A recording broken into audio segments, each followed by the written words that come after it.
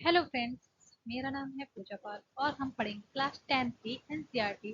Subject रहेगा हमारा SST और हम इसमें पढ़ेंगे चैप्टर फर्स्ट।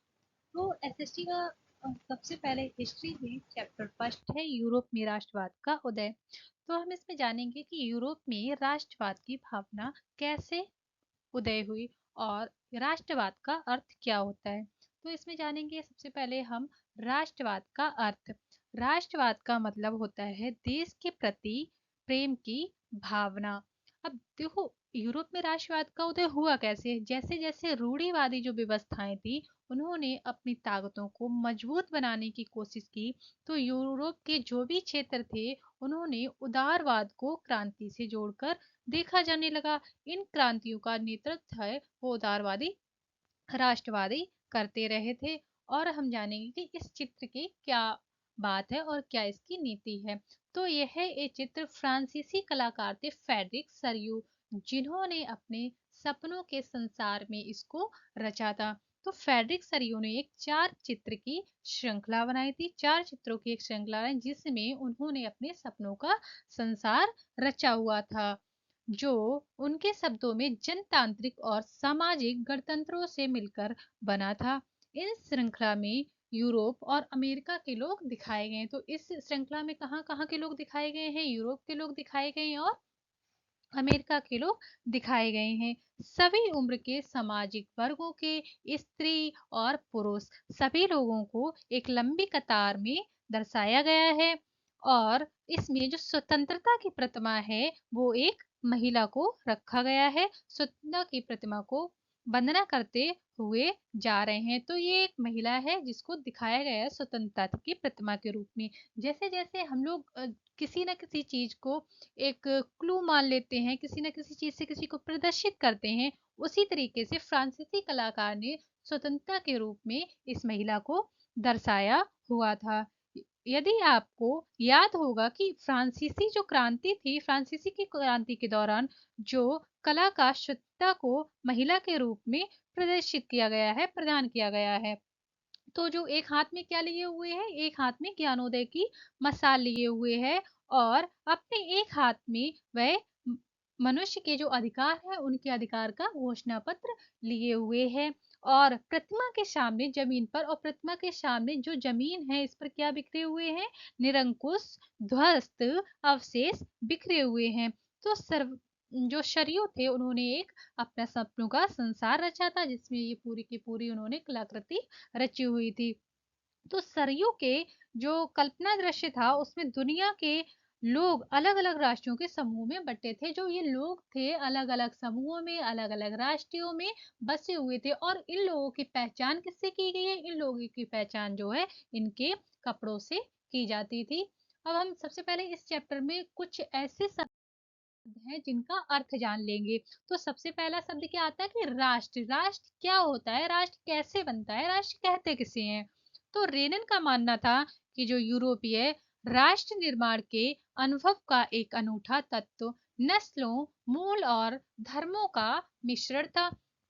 तो रेनन क्या कहते थे कि रेनन अपने अनुसार कहते थे, रेनन का ऐसा मानना था कि जो राष्ट्र का निर्माण है, वो एक तत्व नस्लों यानी कि सभी नस्ल के लोग थे, मूल और सभी धर्मों का मिश्रण बना हुआ था, जिससे क्या तैयार होता है, राष्ट्र का निर्माण होता है। अब हम जानेंगे कि राष्ट्रवाद, जो हम आप लोगों को पहले से ही बता चुके हैं कि राष्ट्रवाद का मतलब होता है अपने देश के प्रति प्रेम की भावना। अब जानेंगे कि उदारवाद क्या होता है, उदारवाद का अर्थ क्या होता है। उदारवाद एक राजनीतिक और नैतिक दर्शन है जो स्वतंत्रता, शासित की सहमति और कानून के समक्ष समानता पर आधारित है। यह आता है आर्टिकल 16 के अंतर्गत। हम जानेंगे कि निरंकुशवाद किसे कहते हैं, निरंकुशवाद क्या होता है।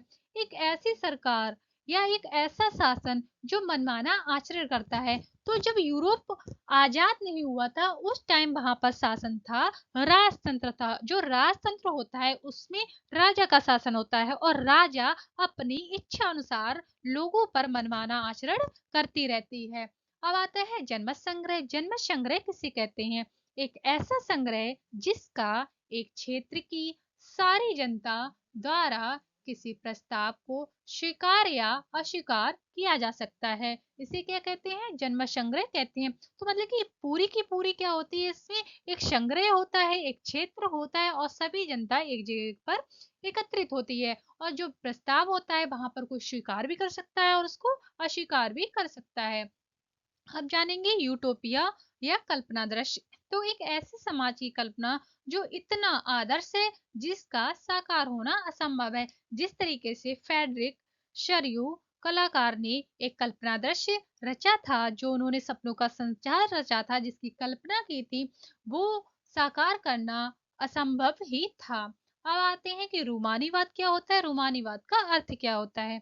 एक ऐसा सांस्कृतिक आंदोलन जो एक खास तरह की राष्ट्रीय भावना का विकास करना चाहता है, जिसे हम कहते हैं रूमानीवाद। अब आते जंकर्स क्या होते हैं। जंकर्स प्रशा की एक सामाजिक श्रेणी का नाम है। तो जंकर्स किसे कहते हैं? जंकर्स एक प्रशा की श्रेणी होती है जिसमें बड़े बड़े जमींदार शामिल होते हैं।